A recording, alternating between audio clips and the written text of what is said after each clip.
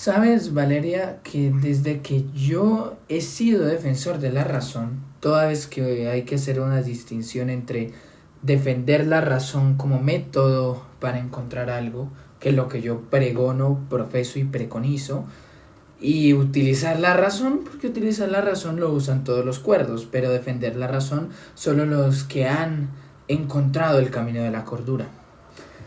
¿Para qué seguimos leyendo un hermano que murió hace mucho tiempo? ¿De qué nos sirve? ¿No se revalúan acaso las verdades? ¿Y no pensó un filósofo francés que la verdad empezaba por una opinión? Luego pues este hombre trata de instituir de una manera muy profusa, de una manera muy bueno, no idólatra, sino egoísta, la doctrina cristiana, encerrándola en un conjunto de fundamentos que solo él cree. No sé cuál sea la intención del hermano Juan Calvino, pero lo que sí sé es que el trabajo que dejó, y esto no es doctrina personal, es doctrina de muchas de las congregaciones que siguen la enseñanza reformada. Pero no estamos aquí para hablar de eso, porque tú vas a morir y yo voy a morir y todo pasa, así como Calvino pasó y la apariencia de este mundo se pasa y Heráclito no se equivocó en ese aspecto. Sin embargo, creo que son primero los fundamentos, creo que son primero los dogmas, las enseñanzas, que aunque estés muerta, vivirás en ellas. Institución de la religión cristiana, apreciada y excelentísima Valeria, y a la patria. Institución de la religión cristiana del hermano Juan Calvino, capítulo 5, libro primero. Se refutan las objeciones en favor del libre albedrío. Punto número 1. Aunque por necesidad pecamos voluntariamente. Nos daríamos por satisfechos por cuanto hemos dicho acerca de la servidumbre y cautividad del libre albedrío del hombre, si no fuera porque los que pretenden engañarlo con una falsa opinión aducen razones en contrario para refutar cuanto hemos dicho. En primer lugar, amontonan absurdos con los cuales hacen odiosa nuestra sentencia, como si fuese contraria a la común experiencia de los hombres. Después se sirven de los testimonios de la Escritura para rebatirla. Responderemos según este mismo orden. Argumentan ellos así: si el pecado es de necesidad, ya no es pecado, y si es voluntario, síguese que se puede evitar. De estas mismas armas y con este mismo argumento se sirvió Pelagio contra San Agustín. Sin embargo, no queremos tacharlos de pelagianos mientras no los hayamos refutado.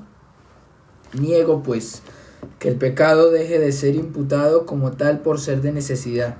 Y niego también que se pueda deducir, como ellos lo hacen, que si el pecado es voluntario se puede evitar. Porque si alguno quisiera disputar con Dios y rehuir su juicio con este pretexto, con decir que no lo puedo hacer de otra manera, tendría bien a mano la respuesta que ya antes hemos dado, a saber, que no depende de la creación, sino de la corrupción de la naturaleza, el que los hombres no puedan querer más que el mal, por estar sometidos al pecado. Porque ¿de dónde viene la debilidad con que los impíos se quieren escudar y tan de buen grado alegan, sino que Adán por su propia voluntad se sometió a la tiranía del diablo? He ahí pues viene la perversión que tan encadenado nos tiene, de que el primer hombre apostató de su creador y se rebeló contra él. Si todos los hombres muy justamente son tenidos por culpables a causa de esta rebeldía, no crean que les va a servir de excusa el pretexto de esta necesidad, en la cual se ve con toda claridad la causa de su condenación. Es lo que antes expuse ya, al poner como ejemplo a los diablos, por lo que claramente se ve que los que pecan por necesidad no dejan por lo mismo de pecar voluntariamente. Y al contrario, aunque los ángeles buenos no pueden apartar su voluntad del bien, no por eso deja de ser voluntad.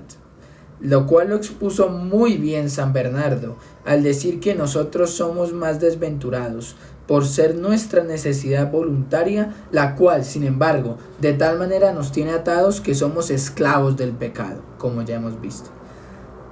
La segunda parte de su argumentación carece de todo valor. Ellos entienden que todo cuanto se hace voluntariamente se hace libremente, Pero ya hemos probado antes que son muchísimas las cosas que hacemos voluntariamente, cuya elección, sin embargo, no es libre. Punto número 2. Con todo derecho, los vicios son castigados y las virtudes recompensadas. Dicen también que si las virtudes y los vicios no proceden de la libre elección, que no es conforme a la razón que el hombre sea remunerado o castigado.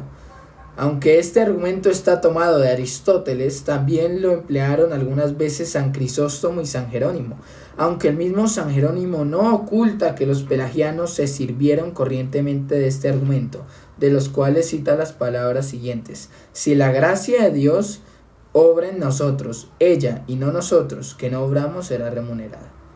En cuanto a los castigos que Dios impone por los pecados, respondo que justamente somos por ellos castigados, pues la culpa del pecado reside en nosotros.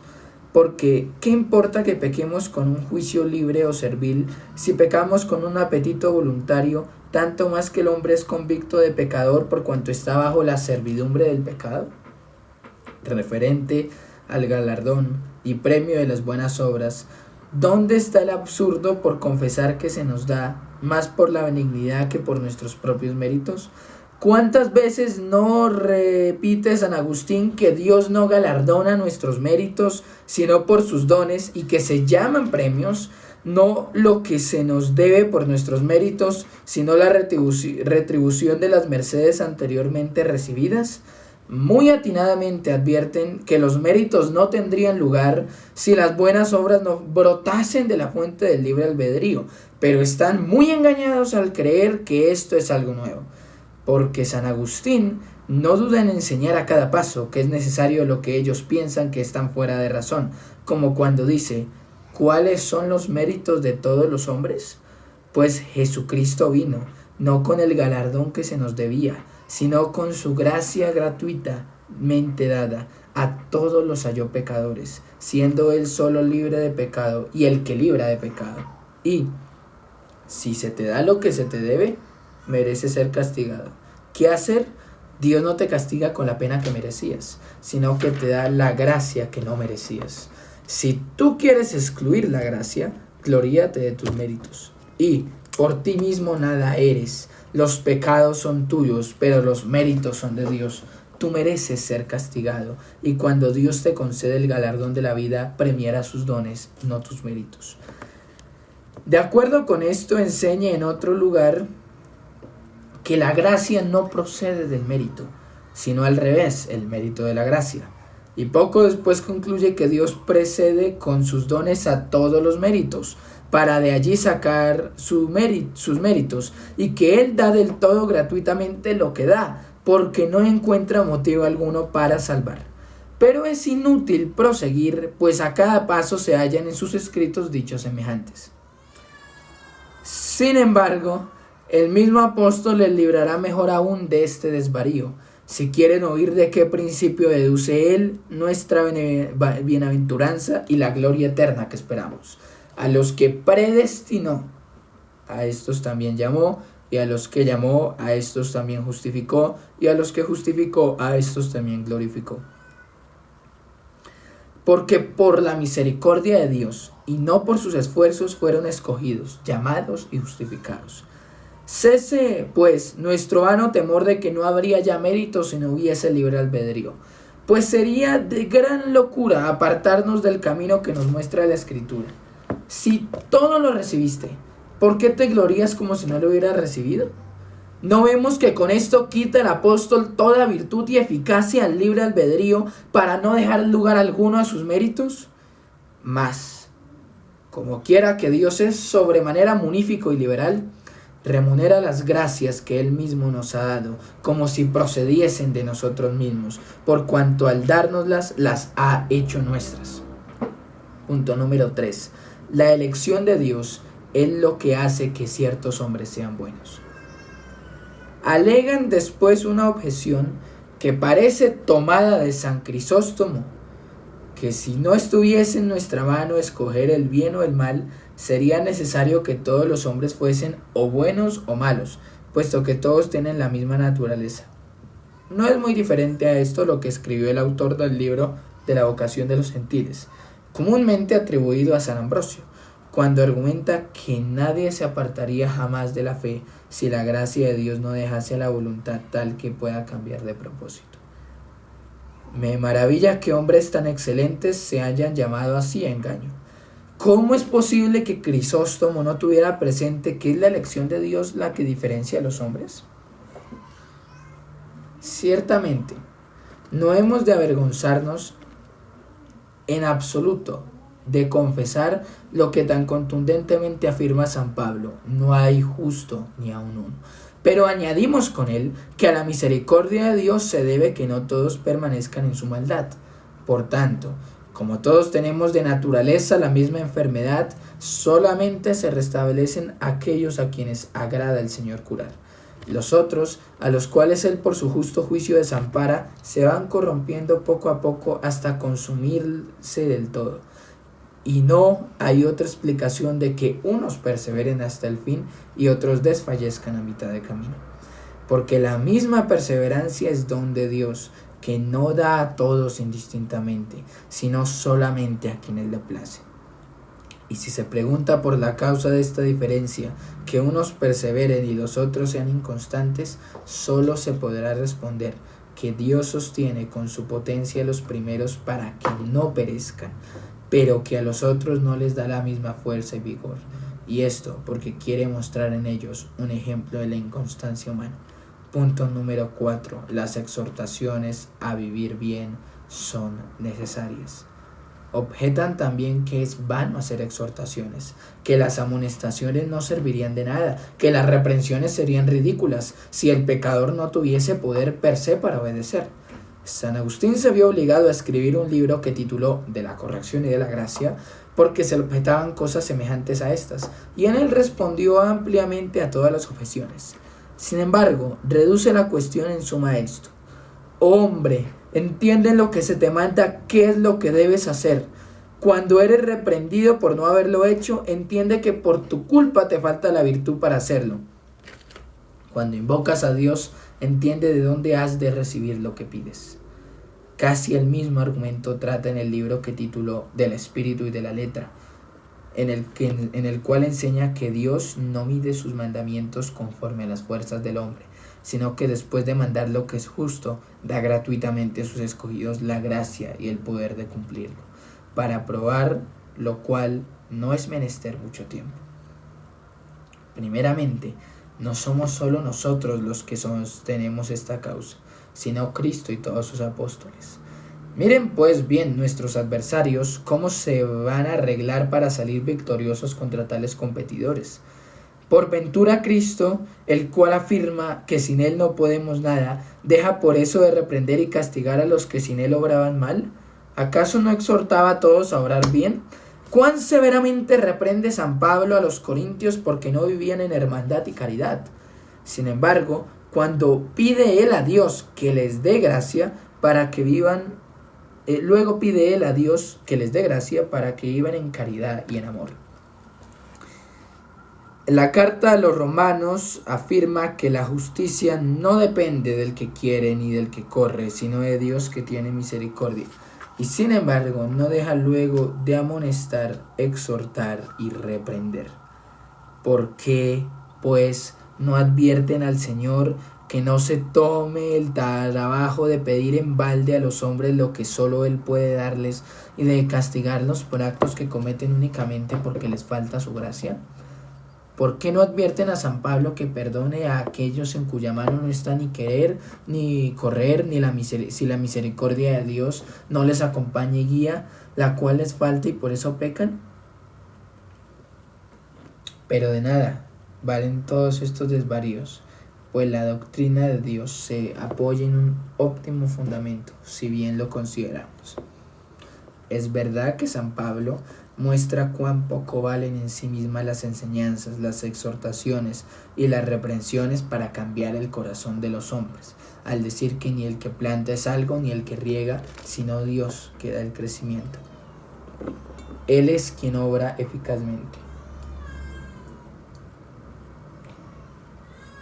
Igualmente vemos con qué severidad establece Moisés los mandamientos de la ley y cómo los profetas insisten con celo y amenazan a quienes los quebrantan.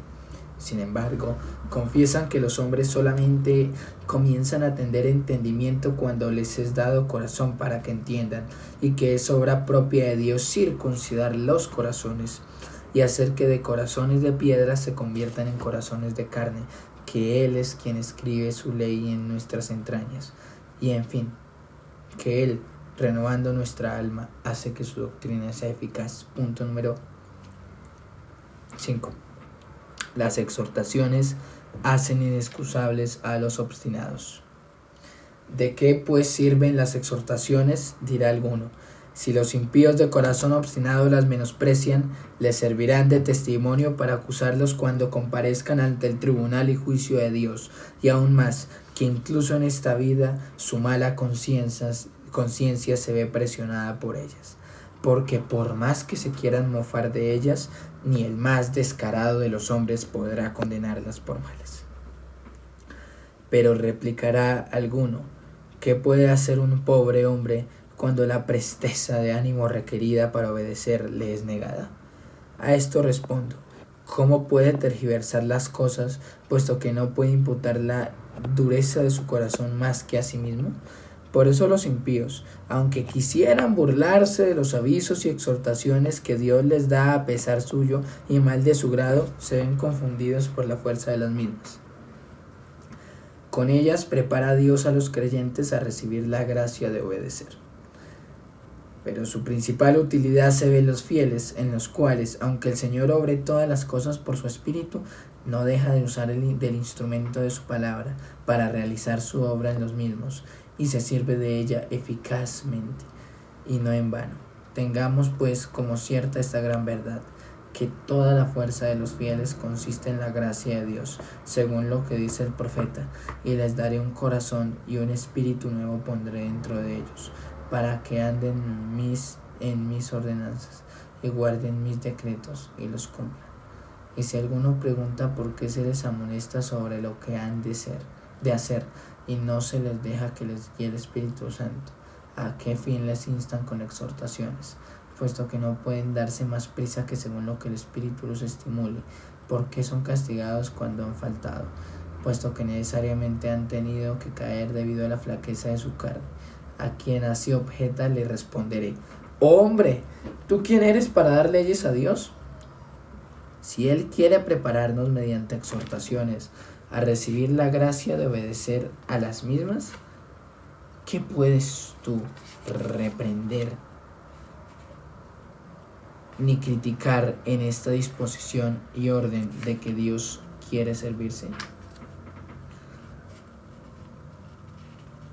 Si las exhortaciones y reprensiones sirviesen a los piadosos únicamente para convencerlos de su pecado, no podrían ya por esto solo ser tenidas por inútiles. Pero como quiera que sirven también grandemente para inflamar el corazón al amor de la justicia, para desechar la pereza, rechazar el placer y el deleite dañinos, y al contrario, para engendrar en nosotros el odio y descontento del pecado, en cuanto el Espíritu Santo obra interiormente.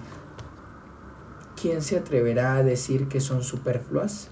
Y si aún hay quien desee una respuesta más clara, él aquí en pocas palabras. Dios obra en sus elegidos de dos maneras. La primera es desde dentro por su Espíritu, la segunda desde fuera por su palabra. Con su Espíritu, alumbrando su entendimiento y formando sus corazones para que amen la justicia y la guarden, los hace criaturas nuevas. Con su palabra, los despierta y estimula que apetezcan, busquen y alcancen esta renovación. En ambas cosas muestra la virtud de su mano conforme al orden de su dispensación. Cuando dije esta su palabra, los réprobos, aunque no sirve para corregirlos, consigue otro fin, que es oprimir en este mundo su conciencia mediante su testimonio, y en el día del juicio hacer que, por lo mismo, sean mucho más inexcusables. Y por esto, aunque Cristo dice que ninguno puede venir a mí si el Padre que me envió no le trajere, y todo aquel que oyó al Padre y aprendió de él viene a mí, sin embargo, no por eso deja de enseñar y convida insistentemente a quienes necesitan ser enseñados interiormente por el Espíritu Santo para que aprovechen lo que han oído. En cuanto a los réprobos, advierte San Pablo que la doctrina no les es inútil. Segundo, objeciones sacadas de la Sagrada Escritura. Punto número 6. La ley y los mandamientos. Nuestros adversarios se esfuerzan mucho en amontonar numerosos testimonios de la Escritura y ponen en ello gran diligencia, pues no pudiendo vencernos con autoridades traídas más a propósito que las citadas por nosotros, quieren al menos oprimirnos con su número. Pero como suele acontecer en la guerra, cuando la gente no acostumbrada a pelear viene a las manos, por mucho lucimiento que traigan, a los primeros golpes son desbaratados y puestos en fuga.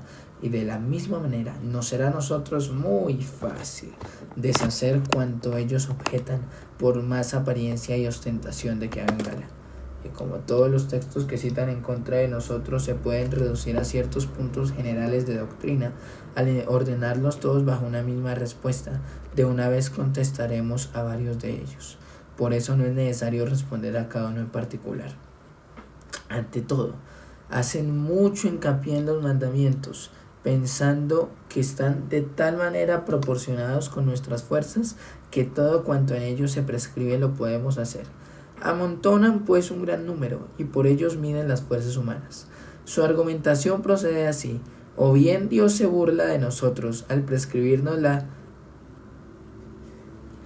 santidad, la piedad, la obediencia, la castidad y la mansedumbre, y prohibirnos la impureza, la idolatría, la deshonestidad, la ira, el robo, la soberbia y otras semejantes, o bien no exige más de lo que podemos hacer. Ahora bien, todo el conjunto de los mandamientos que citan se pueden distribuir en tres clases. Los unos piden al hombre que se convierta a Dios, otros simplemente le mandan que guarde la ley. Los últimos piden que perseveremos en la gracia que Dios nos ha otorgado. Hablemos de todos en general y luego descenderemos a cada clase en particular. Con sus mandamientos, Dios nos demuestra nuestra impotencia. La costumbre de medir las fuerzas del hombre por los mandamientos es ya muy antigua, y confieso que tiene cierta apariencia de verdad. Sin embargo, afirmo que todo ello procede de una grandísima ignorancia de la ley de Dios. Porque los que tienen como una abominación el que se diga que es imposible guardar la ley, dan como principal argumento, muy débil por cierto, que si no fuese así, se habría dado la ley en vano. Pero al hablar así, lo hacen como si San Pablo jamás hubiera tocado la cuestión de la ley. Porque pregunto yo, ¿qué quieren decir estos textos de San Pablo? Por medio de la ley es el conocimiento del pecado, no conoció el pecado sino por la ley, fue añadida la ley a causa de las transgresiones, la ley se introdujo para que el pecado abundase. ¿Quiere por ventura decir San Pablo que la ley, para que no fuese dada en vano, había de ser limitada conforme a nuestras fuerzas? Sin embargo, él demuestra en muchos lugares que la ley exige más de lo que nosotros podemos hacer, y ello para convencernos de nuestra debilidad y pocas fuerzas. Según la definición que el mismo apóstol da de la ley, evidentemente el fin y cumplimiento de la misma es la caridad, y cuando ruega a Dios que llene de ella el corazón de los tesalonicenses, harto claramente declara que en vano suena la ley en nuestros oídos, si Dios no inspira a nuestro corazón lo que ella enseña. Punto número 7. La ley contiene también las promesas de gracia por las que nos es dado obedecer. Ciertamente, si la Escritura no enseñase otra cosa sino que la ley es una regla de vida a la cual hemos de conformar nuestros actos y todo cuanto pensemos, yo no tendría dificultad mayor en aceptar su opinión. Pero como quiera que ella insistentemente y con toda claridad nos explica sus diversas utilidades, será mejor considerar, según lo que dice el apóstol, qué es lo que la ley puede en el hombre.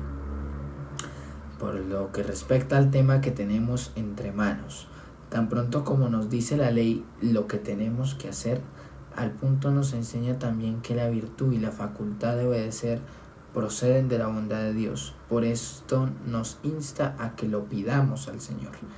Si solamente se nos propusieran los mandamientos, sin promesa de ninguna clase, tendríamos que probar nuestras fuerzas para ver si bastaban a hacer lo mandado.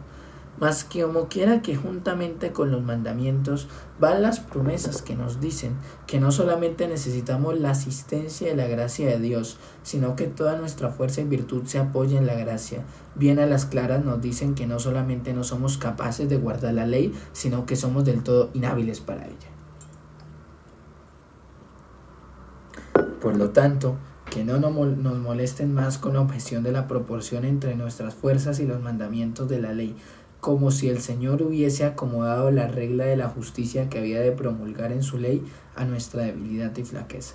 Más bien consideramos por las promesas hasta qué punto llega nuestra incapacidad, pues para todo tenemos tanta necesidad de la gracia de Dios. Mas, ¿a quién se va a convencer, dicen ellos, de que Dios ha promulgado su ley a unos troncos o piedras? Respondo que nadie quiere convencer de esto, porque los infieles no son piedras ni leños. Cuando doctrinados por la ley de que sus concupiscencias son contrarias a Dios, se hacen culpables según el testimonio de su propia conciencia, ni tampoco lo son los fieles, cuando advertidos de su propia debilidad se acogen a la gracia de Dios. ¿Están del todo de acuerdo con esto? Lo que dice San Agustín: manda a Dios lo que no podamos, para que entendamos qué es lo que debemos pedir. Y grande es la utilidad de los mandamientos, si de tal manera se estima el libre albedrío, que la gracia de Dios sea más honrada. Asimismo, la fe alcanza lo que la ley manda, y aun por eso manda la ley, para que la fe alcance lo que estaba mandado por la ley. Y Dios pide de nosotros la fe, y no halla lo que pide si Él no da lo que quiere hallar. Y de Dios lo que quiere, y mande lo que quiere.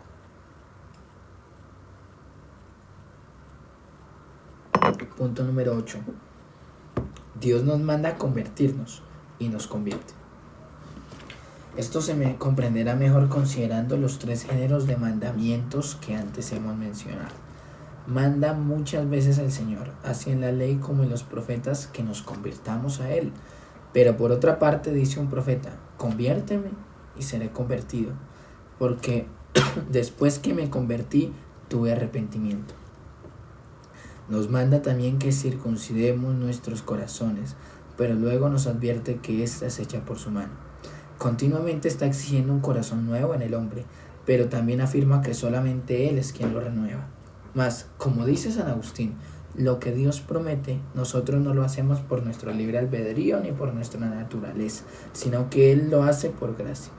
Y es esta la quinta de las reglas que San Agustín nota entre las reglas de la doctrina cristiana, que debemos distinguir bien entre la ley y las promesas, o sea, entre los mandamientos y la gracia.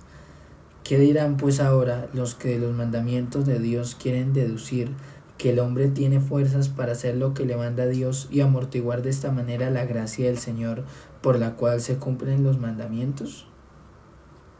Él manda y da el obedecer y perseverar. La segunda clase de mandamientos que hemos mencionado no ofrece dificultad. Son aquellos en los que se nos manda honrar a Dios, servirle, vivir conforme a su voluntad, hacer lo que Él ordena y profesar su doctrina. Pero hay muchos lugares en que se afirma que toda la justicia, santidad y piedad que hay en nosotros son don gratuito suyo. Al tercer género pertenece aquella exhortación que, según San Lucas, hicieron Pablo y Bernabé a los fieles, que perseverasen en la gracia de Dios. Pero el mismo San Pablo demuestra en otro lugar a quién se debe pedir esta virtud de perseverancia.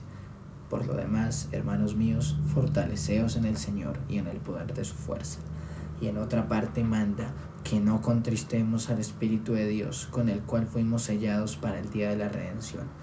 Pero como los hombres no pueden hacer lo que Él pide, ruega a Dios que se lo conceda a los tesalonicenses, que su majestad los haga dignos de su santa vocación y que cumpla en ellos todo lo que Él había determinado por su bondad y por la obra de la fe.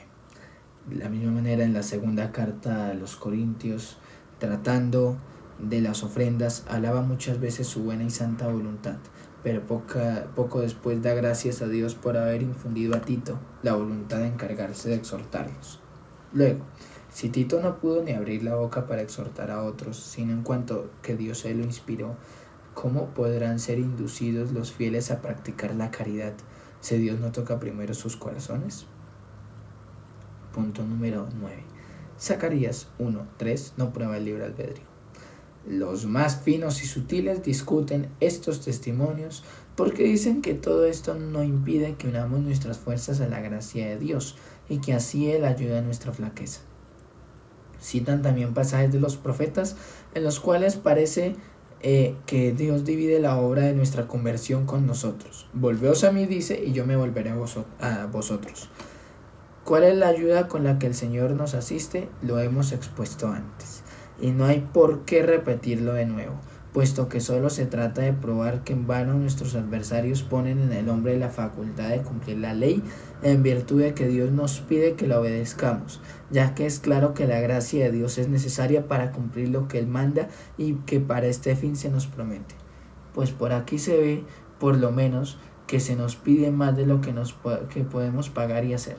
Ni pueden tergiversar de manera alguna lo que dice Jeremías, que el pacto que había hecho con el pueblo antiguo quedaba cancelado y sin valor alguno, porque solamente consistía en la letra, y que no podía ser válido, más que uniéndose a él el Espíritu, el cual ablanda nuestros corazones para que obedezcan.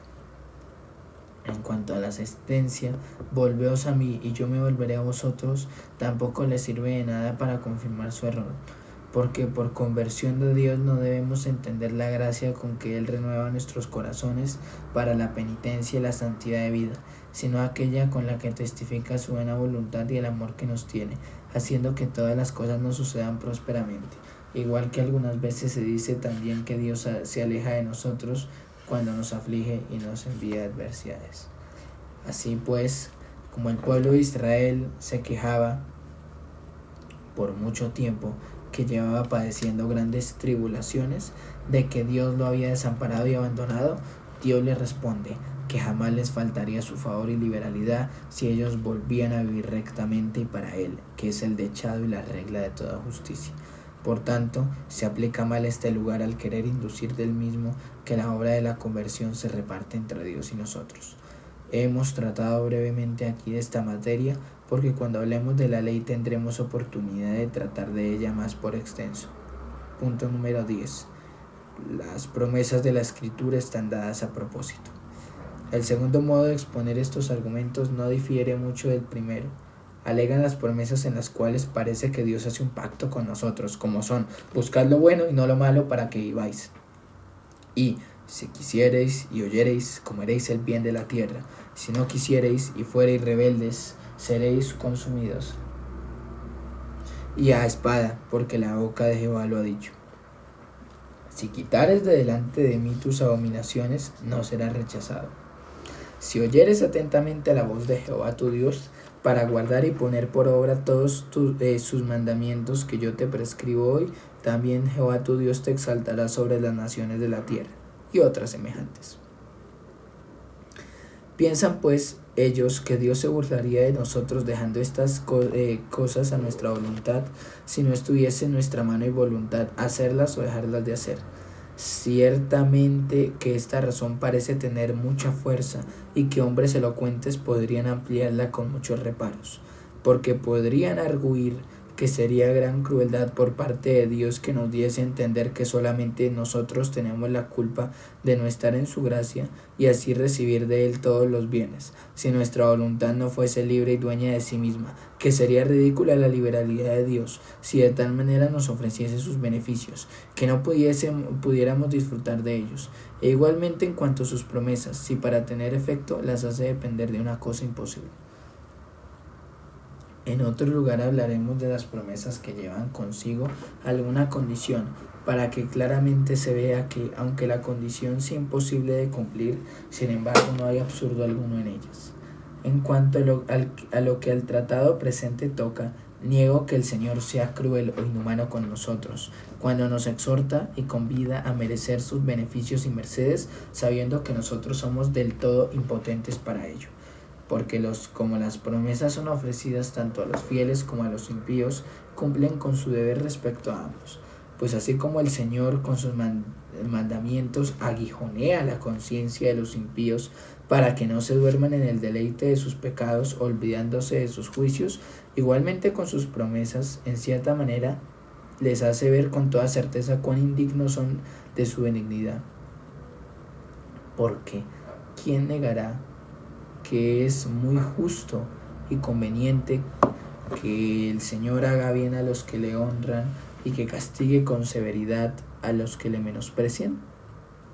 Por tanto, el Señor procede justa y ordenadamente, cuando los impíos que permanecen cautivos bajo el yugo del pecado les pone como condición que si se retiran de su mala vida, entonces Él les enviará toda clase de bienes. Y aunque no sea más que para que entiendan que con justas razones son incluidos de los beneficios que se deben a los que verdaderamente honran a Dios. Por otra parte, como Él procura por todos los medios inducir a los fieles a que imploren su gracia, no será extraño que procure conseguir en ellos tanto provecho con sus promesas como lo hace, según hemos visto, con sus mandamientos. Cuando en sus mandamientos nos enseña cuál es su voluntad, nos avisa de nuestra miseria, dándonos a entender cuán opuestos somos a su voluntad, y a la vez somos inducidos a invocar su Espíritu para que nos guíe por el recto camino. Porque como nuestra pereza no se despierta lo bastante con los mandamientos, añade Él sus promesas, las cuales nos atraen con una especie de dulzura que amemos lo que nos manda. Y cuanto más amamos la justicia, con tanto mayor fervor buscamos la gracia de Dios. He aquí como con estas amonestaciones, si quisiereis y oyereis, Dios no nos da la libre facultad ni de querer ni de oír, y sin embargo no se burla de nuestra impotencia, porque de esta manera hace gran beneficio a los suyos, y también que los impíos sean mucho más dignos de condenación. Abro paréntesis. La cláusula porque condenación aparece a partir de la edición francesa de 1541. Cierro paréntesis. Punto número 11. Los reproches de la Escritura no son vanos. También los de la tercera clase tienen gran afinidad con los precedentes, porque alegan pasajes en los que Dios reprocha su ingratitud con el pueblo de Israel, pues solamente gracias a la liberalidad de Dios ha recibido todo género de bienes y de prosperidad. Así cuando dice, el amalecita y el cananeo están allí delante de vosotros, y caeréis a espada, por cuanto os habéis negado a seguir a Jehová. Y aunque os hablé desde temprano y sin cesar, no oísteis, y os llamé y no respondisteis. Haré también a esta casa como hice a Silo. Y esta es la nación que no escuchó la voz de Jehová su Dios, ni admitió corrección. Jehová ha aborrecido y dejado la generación objeto de su ira. Y porque habéis endurecido vuestro corazón y no habéis obedecido al Señor, todos estos males han caído sobre vosotros. Estos reproches, dicen, ¿cómo podrían aplicarse a quienes podrían contestar? Ciertamente nosotros no deseábamos más que la prosperidad y temíamos la adversidad. Por tanto, que no hayamos obedecido al Señor ni oído su voz para evitar el mal y ser mejor tratados, se ha debido a que, estando nosotros sometidos al pecado, no pudimos hacer otra cosa. Porque, por tanto, sin razón nos eche en cara a Dios los males que padecemos, pues no estuvo en nuestra mano evitarlos. La conciencia de los malos les convence de su mala voluntad. Con todo derecho son castigados. Para responder a esto, dejando el pretexto de la necesidad, que es frívolo y sin importancia, le pregunto si se pueden excusar de no haber pecado. Porque si se les convence de haber faltado, no sin razón Dios les echa en cara que por su culpa no les ha mantenido en la prosperidad. Respondan pues si pueden negar que la causa de su obstinación ha sido su mala voluntad. Si hallan dentro de sí mismos la fuente del mal, ¿a qué molestarse en buscar otras causas fuera de ellos para no aparecer como autores de su propia perdición? Por tanto, si es cierto que los pecadores por su propia culpa se ven privados de los beneficios de Dios y son castigados por su mano, sobrado motivo hay para que oigan tales reproches de labios de Dios, a fin de que si obstinadamente persiguen en el mal, aprendan en sus desgracias más bien a acusar a su maldad y a abominar de ella, que no a echar la culpa a Dios y tacharle de excesivamente riguroso. Y si no se han endurecido del todo, y hay en ellos aún cierta docilidad, que conciban disgusto de sus pecados y los aborrezcan, pues por causa de ellos son infelices y están perdidos, y que se arrepientan y confiesen de todo corazón que es verdad aquello que Dios les echa en cara. Para esto sirvieron los piadosos las reprensiones que refieren los profetas, como se ve por aquella solemne oración de Daniel. En cuanto a la primera utilidad, tenemos un ejemplo de los judíos, a los cuales Jeremías por mandato de Dios muestra las causas de sus miserias, aunque no pudo suceder más de lo que Dios había dicho antes. Tú pues les dirás todas estas palabras, pero no te oirán, los llamarás y no te responderán. Pero ¿con qué fin hablaba el profeta a gente sorda? Para que a pesar de sí mismos y a la fuerza comprendiesen que era verdad lo que oían, a saber que era un horrendo sacrilegio echar a Dios la culpa de sus desventuras, cuando era únicamente de ellos. Con estas tres soluciones podrá cada uno librarse fácilmente de la infinidad de testimonios que los enemigos de la gracia de Dios suelen amontonar, tanto sobre los mandamientos como sobre los reproches de Dios a los pecadores, para erigir y confirmar el ídolo del libre albedrío del hombre. Para vergüenza de los judíos, dice el Salmo, generación contumaz y rebelde, generación que no dispuso su corazón. Y en otro salmo exhorta al profeta a sus contemporáneos a que no endurezcan sus corazones. Y con toda razón, pues toda la culpa de la rebeldía estriba en la perversidad de los hombres. Pero injustamente se deduce de aquí que el corazón puede inclinarse a un lado o a otro, puesto que es Dios el que lo prepara. El profeta dice: mi corazón incliné a cumplir tus estatutos, porque de buen grado y con alegría se había entregado al Señor. Pero no se ufana de haber sido él el autor de este buen afecto, ya que en el mismo Salmo confiesa que es un don de Dios. Hemos pues de retener la advertencia de San Pablo cuando exhorta a los fieles a que se ocupen de su salvación con temor y temblor, por ser Dios el que les produce el querer y el hacer.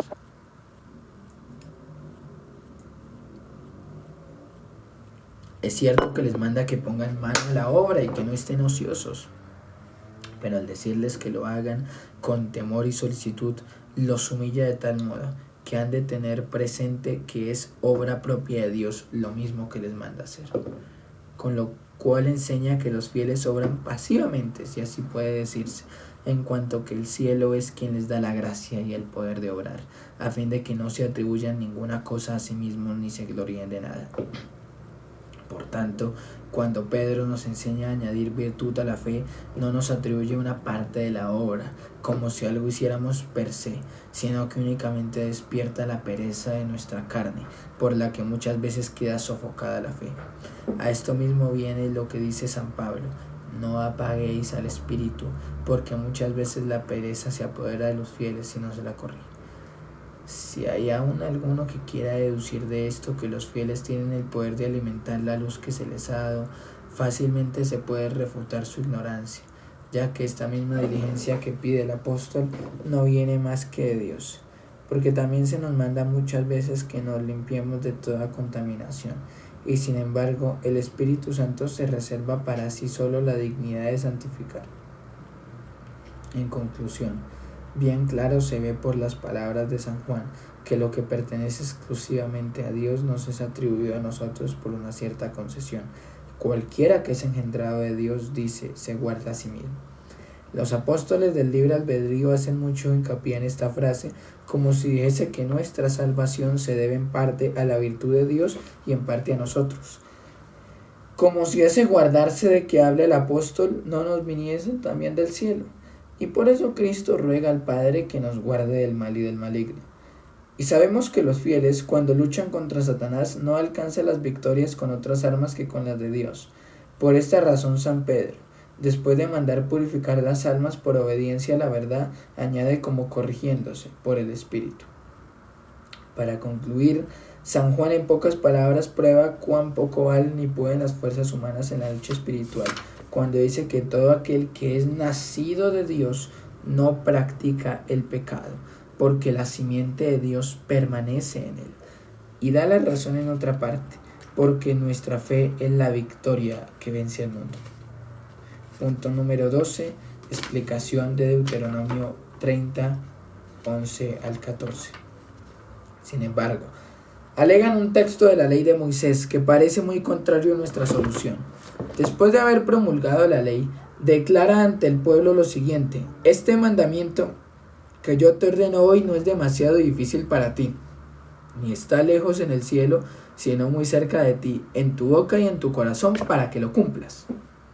Si estas palabras se entienden de los mandamientos simplemente, confieso que nos veríamos muy apurados para responder, porque aunque se podría arguir que se dice de la facilidad para entender los mandamientos y no para cumplirlos, siempre quedaría alguna duda y escrúpulo. Pero el apóstol, que es un excelente intérprete, nos ahorra andar con elucubraciones al afirmar que Moisés se refiere en este lugar a la doctrina del Evangelio.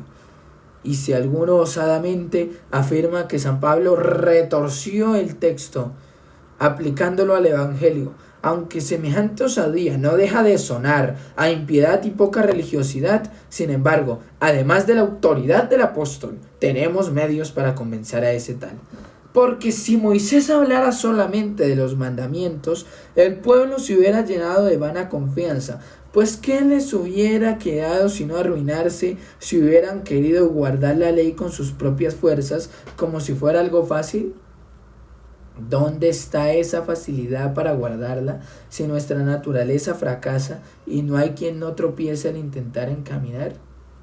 Por tanto, es evidente que Moisés con estas palabras se refería al pacto de misericordia que había promulgado juntamente con la ley. Pues poco antes había dicho que es menester que nuestros corazones sean circuncidados por Dios para que le amemos. Y así él puso la facilidad de que luego habla, no en la virtud del hombre, sino en el favor y ayuda del Espíritu Santo que poderosamente lleva a cabo su obra en nuestra debilidad. Por tanto, el texto no se puede entender únicamente de los mandamientos, sino también y mucho más de las promesas del Evangelio, las cuales, muy lejos de atribuirnos la facultad de alcanzar la justicia, la destruyen completamente. Considerando San Pablo que la salvación nos es presentada en el Evangelio, no bajo la dura, difícil e imposible condición que emplea la ley, a saber, que tan solo la alcanzan los que hubieran cumplido todos los mandamientos, sino con una condición fácil y sencilla, aplica este testimonio para confirmar cuán liberalmente ha sido puesta en nuestras manos la misericordia de Dios. Por tanto, este testimonio no sirve en absoluto para establecer la libertad en la voluntad del hombre. Punto número 13. Para humillarnos y para que nos arrepintamos con su gracia, Dios a veces nos retira temporalmente sus favores.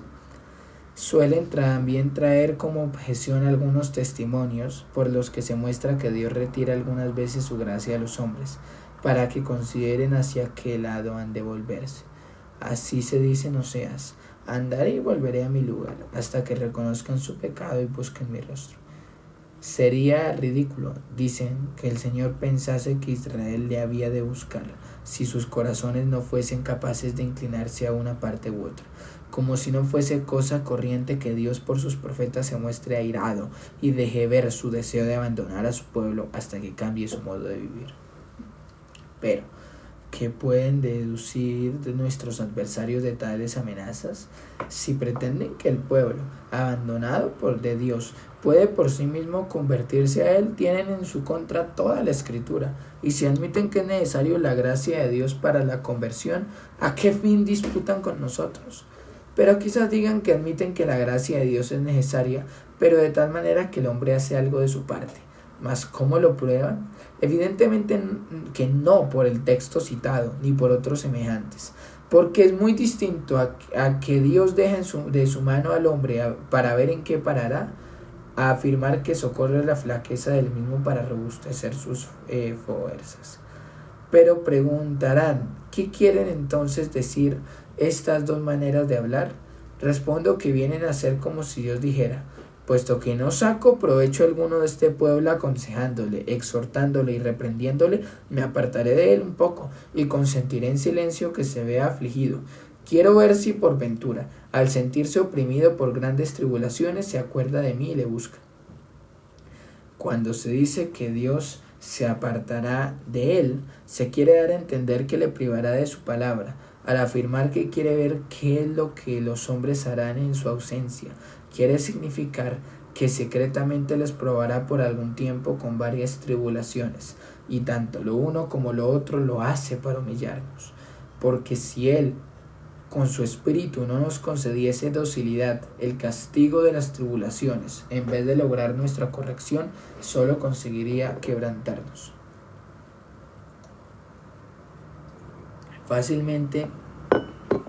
Falsamente se concluye, por tanto, que el hombre dispone de algunas fuerzas, cuando Dios, enojado con nuestra continua contumacia y cansado de ella, nos desampara por algún tiempo, privándolo de su palabra, mediante la cual en cierta manera nos comunica su presencia, y ve lo que en su ausencia hacemos, pues Él hace todo esto únicamente para forzarnos a reconocer que por nosotros mismos no podemos ni somos nada. Punto número 14. Por su liberalidad, Dios hace nuestro lo que nos da por su gracia. También argumentan de la manera corriente de hablar, que no solo los hombres, sino también la Escritura emplea, según la cual se dice que las buenas obras son nuestras, y que no menos hacemos lo que es santo y agradable a Dios, que lo malo y lo que le disgusta. Y si con razón no son imputados los pecados por proceder de nosotros, por la misma razón hay que atribuirnos también las buenas obras, pues no está conforme con la razón decir que nosotros hacemos las cosas que Dios nos mueve a hacer, si por nosotros mismos somos tan incapaces como una piedra para hacerlas.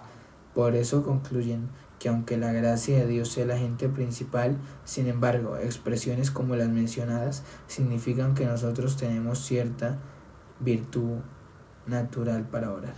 Si ellos no acentuasen más que el primer punto, que las buenas obras, si dice que son nuestras, les objetaría también se dice que es nuestro el pan, que pedimos a Dios nos lo conceda. Por tanto, ¿qué se puede decir del título de posesión, sino que por la liberalidad de Dios y por su gratuita merced se hace nuestro lo que de ninguna manera nos pertenecía? Así que, admiten el mismo absurdo en la oración del Señor, o que no tengan por cosa nueva el que se llamen nuestras las buenas obras, en las cuales el único título para que sean nuestras es la liberalidad de Dios. Los malos cometen el mal por su propia voluntad malvada. Pero la segunda objeción encierra mayor dificultad. Se asegura que la Escritura afirma muchas veces que nosotros servimos a Dios, guardamos su justicia, obedecemos su ley y que nos dedicamos a obrar bien.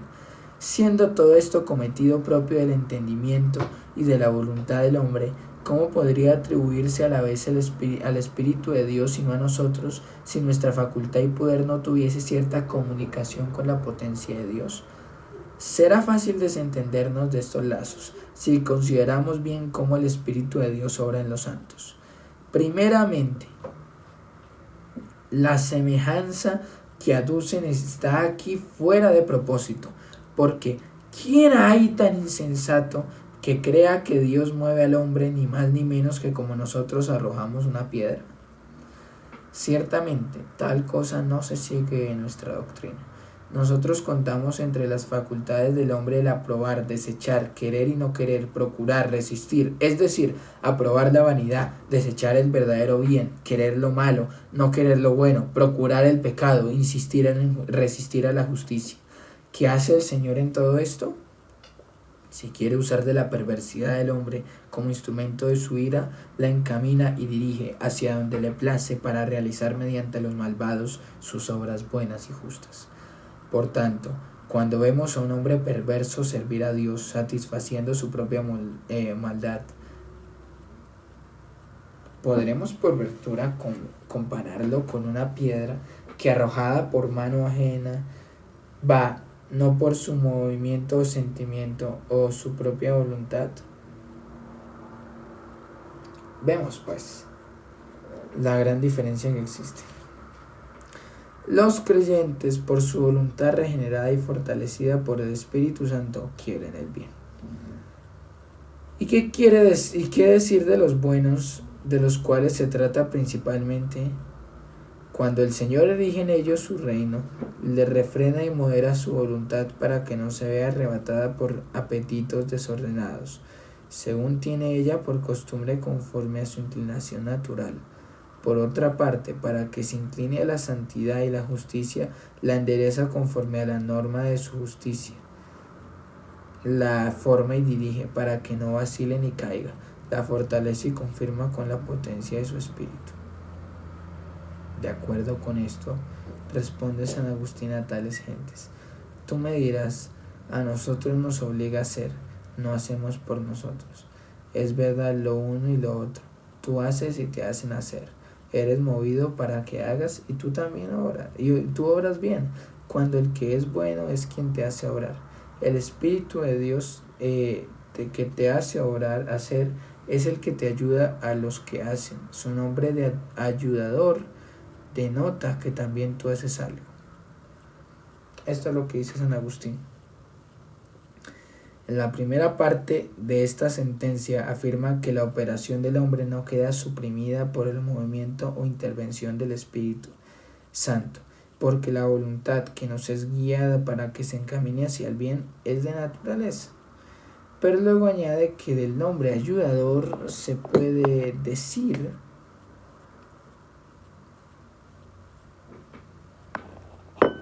deducir que nosotros hacemos algo. Esto no hay que tomarlo como si nos atribuyese algo por nosotros mismos, sino que para no retenernos en nuestra indolencia, concuerda de tal manera la operación de Dios con la nuestra, que el querer sea de naturaleza, pero el querer bien de la gracia. Por eso un poco antes había dicho, si Dios no nos ayuda, no solamente no podremos vencer, sino ni siquiera pelear.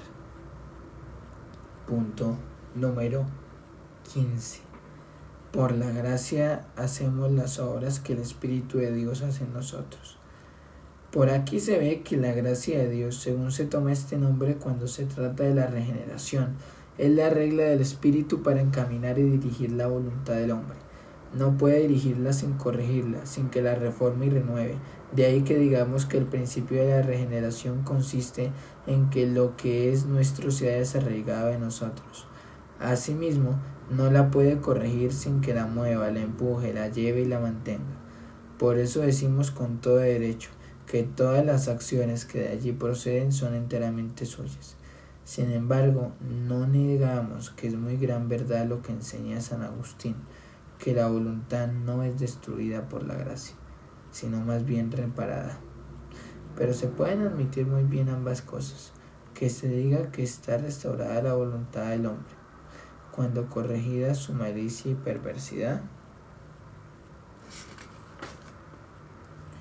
es encaminado a la verdadera justicia, y que a la vez se afirme que es una nueva voluntad, pues tan pervertida y corrompida está, que tiene necesidad de ser totalmente renovada. Ahora, no hay nada que nos impida decir que nosotros hacemos lo que el Espíritu de Dios hace en nosotros, aunque nuestra voluntad no pone nada suyo que sea distinto de la gracia. Debemos recordar lo que ya hemos citado de San Agustín, que algunos trabajan en vano para hallar en la voluntad del hombre algún bien que sea propio de ella, porque todo cuanto quieren añadir a la gracia de Dios para ensalzar el libre albedrío no es más que corrupción, como si un agua hace el vino con agua encenagada y amarga. Mas, aunque todo el bien que hay en la voluntad precede de la pura inspiración del Espíritu, como el querer es cosa natural en el hombre, no sin razón se dice que nosotros hacemos aquellas cosas de las cuales Dios se ha reservado la alabanza con toda justicia. Primeramente, porque todo lo que Dios hace en nosotros quiere que sea nuestro, con tal que entendamos que no procede de nosotros, y además porque nosotros naturalmente estamos dotados de entendimiento, voluntad y deseos, todo lo cual Él lo dirige a bien para sacar de ello provecho, algo de provecho. Tercero, otros pasajes de la Escritura. Punto número 16, Génesis 4:7. Los demás testimonios que toman de acá y de allá de la Escritura no ofrecen gran dificultad, ni siquiera las personas de mediano entendimiento, siempre que tengan bien presentes las soluciones que hemos dado. Citan lo que está escrito en el Génesis: a ti será su deseo y tú te enseñorearás de él. Interpretan este texto del pecado como si el Señor prometiese a Caín que el pecado no podría enseñorearse de su corazón si él trabajare en dominar.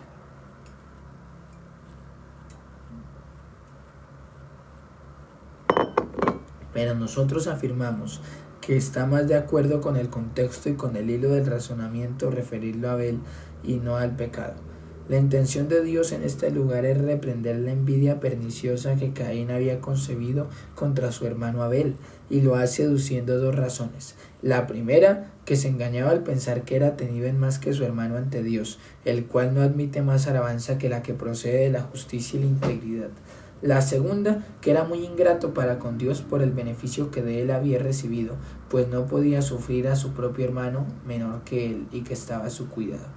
Mas para que no parezca que abrazamos esta interpretación porque la otra nos es contraria, supongamos que Dios habla del pecado. En tal caso, o el Señor le promete que será superior o le manda que lo sea. Si se lo manda, ya hemos demostrado que de esto no se puede obtener prueba alguna para probar el libre albedrío. Si se lo promete, ¿dónde está el cumplimiento de la promesa?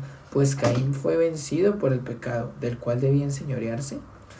Dirán que en la promesa iba incluida una condición tácita, como si Dios hubiese querido decir: tú lograrás la victoria si luchas. Pero ¿quién puede admitir tergiversaciones semejantes? Porque si este señorío se refiere al pecado, no hay duda posible de que se trata de un mandato de Dios, en el cual no se dice lo que podemos, sino cuál es nuestro deber, aunque no lo podamos hacer. Sin embargo, la frase y la gramática exigen que Caín sea comparado con Abel, porque siendo él el primogénito, no sería pospuesto a su hermano, si él con su propio pecado no se hubiera rebajado. Punto número 17. Romanos 9:16. Aducen también el testimonio del apóstol cuando dice: no depende del que quiere ni del que corre, sino de Dios que tiene misericordia.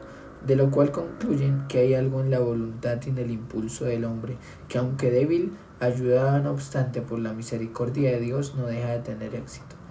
Mas si considerasen razonablemente a qué se refiere el apóstol en este pasaje, no abusarían tan inconsiderablemente del mismo. Bien sé que pueden aducir como defensores de su opinión a Orígenes y a San Jerónimo, pero no hace al caso saber sus fantasías sobre este lugar, si nos consta lo que allí ha querido decir San Pablo. Ahora bien, él afirma que solamente alcanzarán la salvación aquellos a quienes el Señor tiene a bien dispensarles su misericordia, y que para cuantos él no ha elegido, está preparada la ruina y la perdición. Antes había expuesto la suerte y condición de los réprobos con el ejemplo de Faraón, y con el de Moisés había confirmado la certeza de la elección gratuita. Tendré, dice, misericordia de quien la tenga. Y concluye que aquí no tiene valor alguno el que uno quiera o corra, sino el que Dios tenga misericordia. Pero si el texto se entiende en el sentido de que no basta la voluntad y el esfuerzo para lograr una cosa tan excelente, San Pablo diría esto muy impropiamente. Por tanto, no hagamos caso de tales sutilezas. No depende, dicen, del que quiere ni del que corre. Luego hay una cierta voluntad y un cierto correr. Lo que dice San Pablo es mucho más sencillo. No hay voluntad ni hay correr que nos lleven a la salvación. Lo único que nos puede valer es la misericordia de Dios. Pues no habla así de una manera distinta de lo que lo hace escribiendo a Tito. Cuando se manifestó la bondad de Dios, nuestro Salvador, y su amor para con los hombres nos salvó, no por obras de justicia que nosotros hubiéramos hecho, sino por su misericordia. Incluso los que arguyen que San Pablo ha dado a entender que existe una cierta voluntad y un cierto correr, por haber negado que sea propio del que quiere o del que corre conseguir la salvación, incluso ellos no admitirán que yo argumente de la misma forma, diciendo que hemos hecho algunas buenas obras, porque San Pablo niega que hayamos alcanzado la gracia de Dios mediante ellas. Pues si les parece deficiente esta manera de argumentar, que abran bien los ojos y verán que la suya no puede salvarse de la acusación de falacia. También es firme la razón en la que se funda San Agustín, al afirmar que si se hubiera dicho que no es propio del que quiere ni del que corre, porque no basta ni la voluntad ni el correr, se podría también dar la vuelta al argumento y concluir que no es propio de la misericordia de Dios, ya que tampoco obraría ella sola.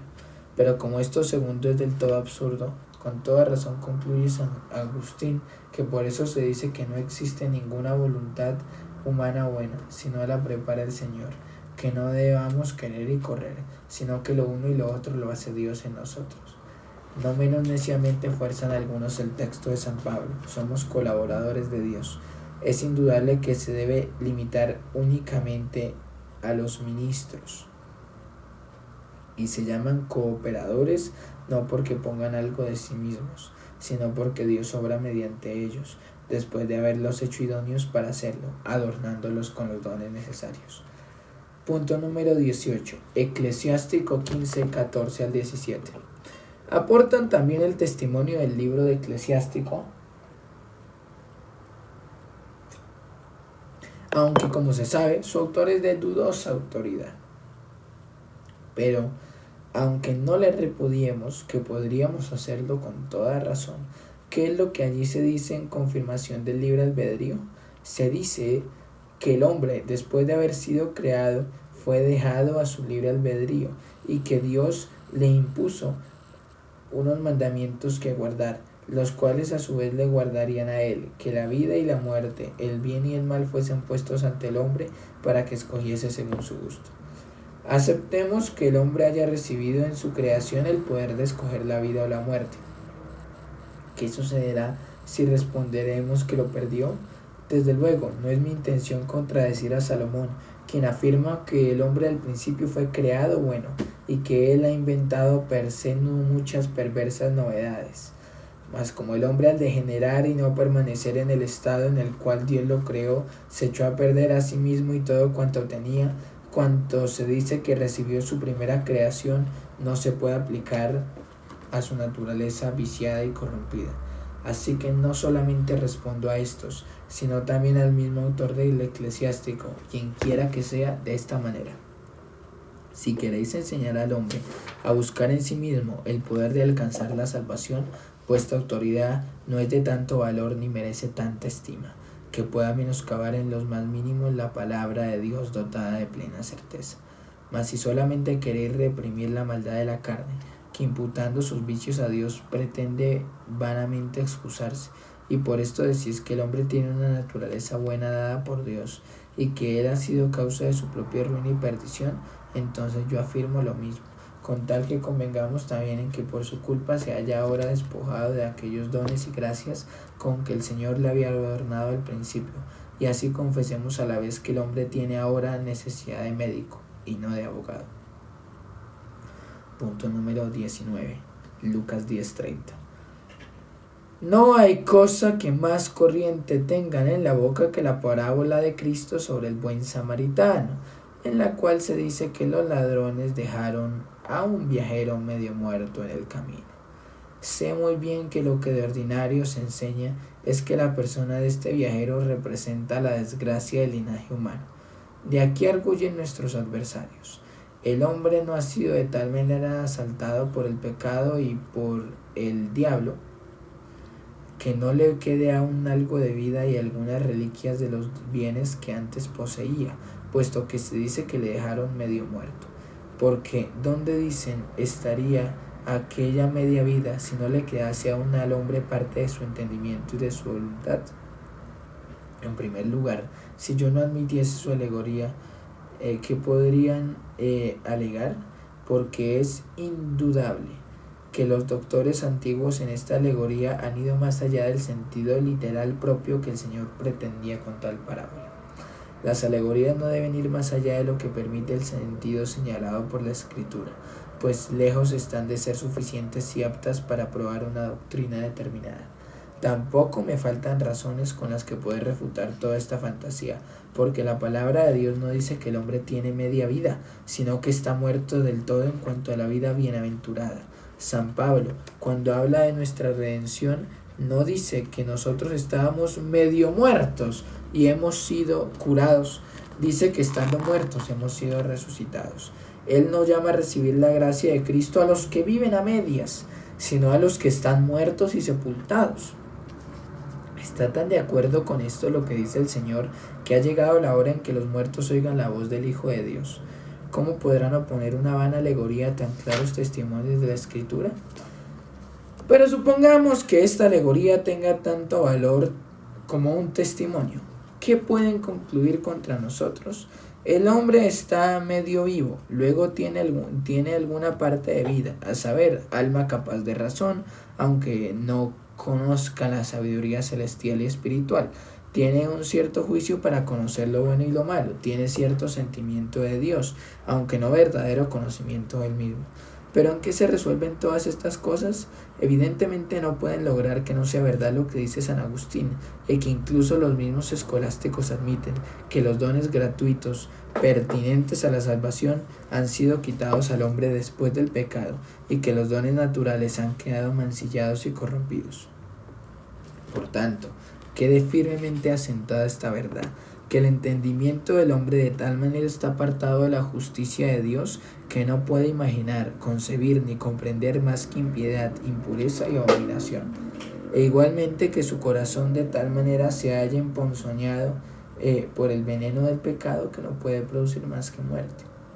Y si por casualidad brota de él alguna apariencia de bondad, sin embargo, el entendimiento permanece siempre envuelto en hipocresía y falsedad, y el corazón enmarañado en una malicia interna. Institución de la religión cristiana.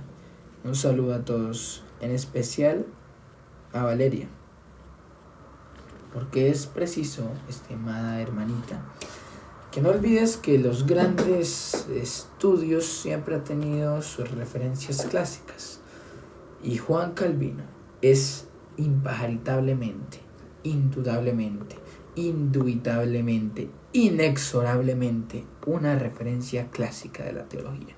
Por más haya algunos espíritus frenéticos, desubicados, ociosos, fanáticos que quieran apartar de la verdad, apartar de su historia a este hombre, porque históricamente fue bueno, teológicamente hablando, tenemos que acomodarlo al juicio de la Escritura, juicio que nunca puede ir por debajo de la iglesia, porque no es nadie, ni en la iglesia, por más angélica que se pretenda, la que va a dar el juicio de la verdadera doctrina, sino las mismas Escrituras. Y como dijo Juan Calvino aquí mismo, de manera interna el Espíritu Santo, el que habita en la persona y le hace comprender por medio de la iluminación lo que es apto para la verdadera enseñanza, tanto para sí, como digo, una confesión de Londres, tanto para sí en el tema de la adoración, como familiarmente adorando a Dios en la familia, como eclesialmente adorando a Dios en la iglesia, y cuando la providencia lo determine socialmente. De tal manera que como Platón en la filosofía, o como en la literatura clásica ibérica, Cervantes u otros, así también Juan Calvino fue importante y es inconcusa su labor a lo largo y ancho del territorio de Ginebra y otros territorios. Sin embargo, cuidémonos siempre, cuidémonos, y te lo digo a ti porque al presente soy yo el que te enseño. Pero Platón hizo más que Sócrates y pudo escribir más que Sócrates. Y aún Aristóteles, aunque el legado de Platón es importantísimo, escribió libros de metafísica, escribió libros de psicología, escribió libros de filosofía política, escribió libros de biología, en fin. Entonces al presente te enseño yo para que lo tengas como cierto y verídico en tu alma, a saber que no es detrás de Calvino, no es detrás de Lutero, no es detrás de Agustín, de Crisóstomo, no es detrás de ellos, porque Calvino mismo dice, me parece maravilloso y tremendo a la vez, execrable que algunos de estos hombres tan eximios, algunos de estos hombres maravillosos hayan caído en semejantes desvaríos. Entonces no es de ellos la verdad, no es de nadie la verdad, ni es mía la verdad, ni es de tus padres la verdad, ni es de tu iglesia la verdad. ¿Sabes dónde encuentras la verdad? En aquel que dijo, yo soy la verdad y la vida. Y en tus horas de negro dolor encuentra tú el consuelo de tu Redentor. Y Jesús ofrece la paz y Él la da. Y aquel que le busca ser salvo podrá. Pero como hemos visto en este capítulo, el que le busca es ya de por sí, porque el Espíritu, Dios Padre ha determinado antes de la fundación del mundo aquella elección indubitable, aquella elección inmutable que no va a cambiar y que el número lo tiene destinado, escogido y que aplica su obra por medio del Espíritu Santo, siendo vicario Cristo por aquel a quien iba a predestinar, aquel Hijo. Por eso es un desvarío teológico creer luego en la expiación universal, la salvación universal, perder la salvación o tantas herejías que se han metido a lo largo de la iglesia, aunque no sean herejes los que las profieran muchas veces, o quizás sí, pero toda vez que también pueden ser herejes los que aún de la manera más retórica profesan el evangelio, es menester que no olvides lo que dice el profeta en Jeremías capítulo 17. Maldito el varón que confía en el hombre, bendito el varón que confía en Jehová. Hermanita Valeria, que la gracia te cuide.